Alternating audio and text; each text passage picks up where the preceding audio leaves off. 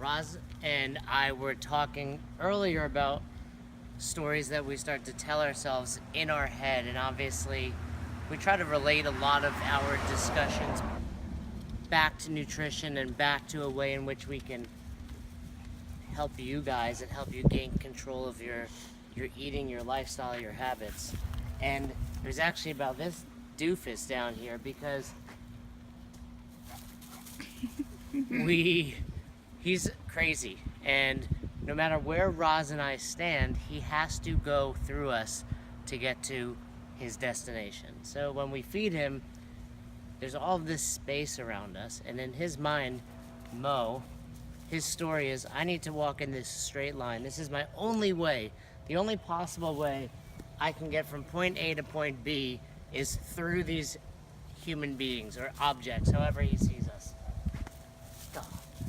And Roz and I started talking about those are our stories, and we all have different stories in our mind and different stories that we've created. That's Mo's story. Mo doesn't stop to think about the alternatives. He doesn't stop to think about there may be other solutions to getting there. Perhaps I can walk around. Perhaps I can, politely ask these people to move rather than simply barge through their legs. And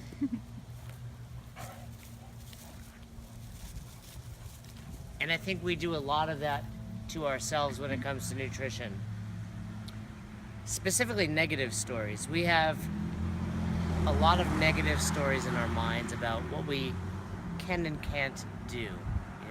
For example, there are people that think they just can't lose weight. There are people that think it's not for them, it's not the right time, they're destined to be overweight, they're destined to always have a thicker midsection or hold weight in their legs or their face or whatever it is, blame it on genetics, etc.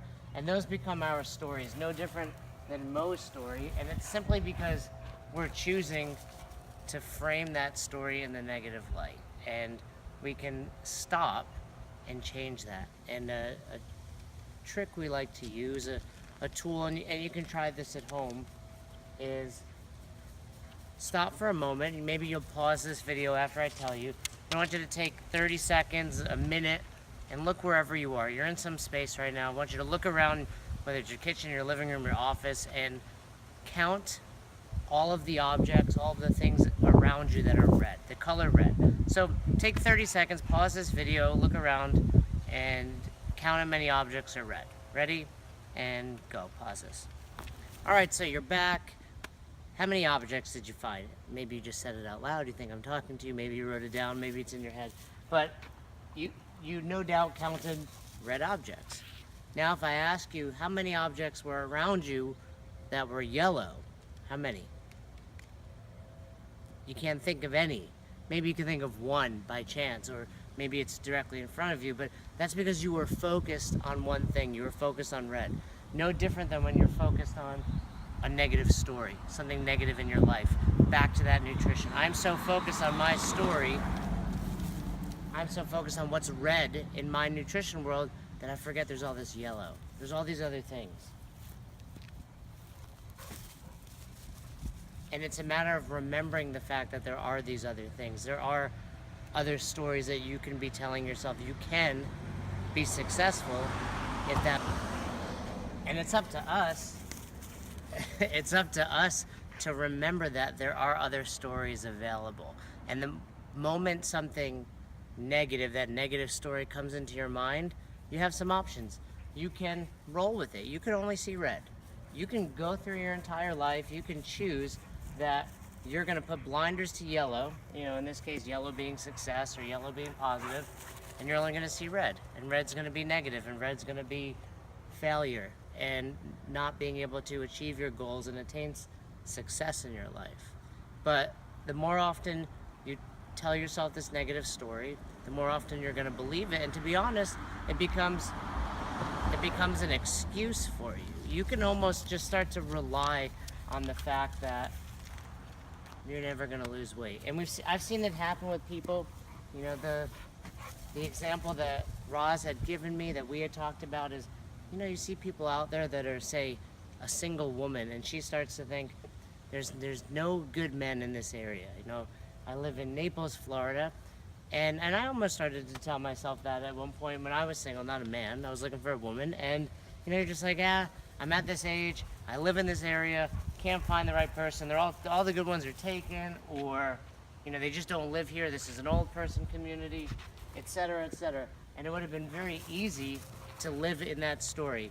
Find myself 60 years old, a recluse with 2 dogs playing fetch on the side of the road. People just seeing me. There's that crazy old guy who plays fetch with his dogs. And I could have chosen to live by that story, but I didn't. And by not choosing to live there, that's how I found success. And obviously in that case it's a relationship. But I also used to tell myself that story when it came to nutrition for a decade. My mom, short like me in stature, a little bit overweight. She's been like that her entire life. My father, a little taller than me, 0 muscle on his body. Like, looks like he's gonna break with a hard wind because he's been running his entire life. Those are my genetics. And for years and years, I would just tell myself, these are your genetics, you're stuck. That's what happens. Those are the cards you've been dealt. Too bad, so sad. But once I found flexible eating, once I started training the right way, I was able to see that I'm not bound by these genetics, and I was able to reframe my mindset and reframe my story.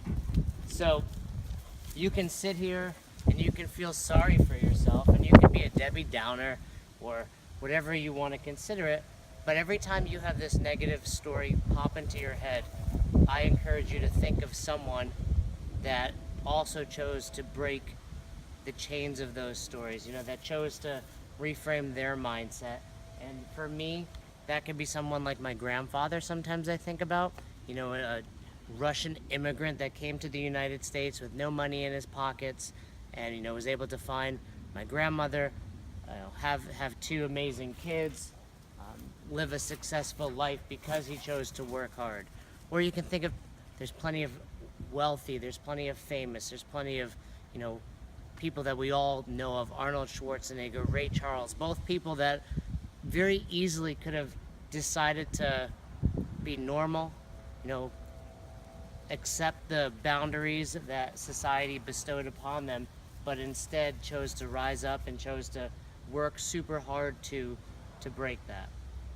So I encourage you, every time you have a story pop into your head, to stop, to take a deep breath, to reframe that story, to think of someone that helps motivate you, and whether it's in nutrition, whether it's in your career, whether it's finding the right person in your life. If you do that over and over, at some point that story will always be positive.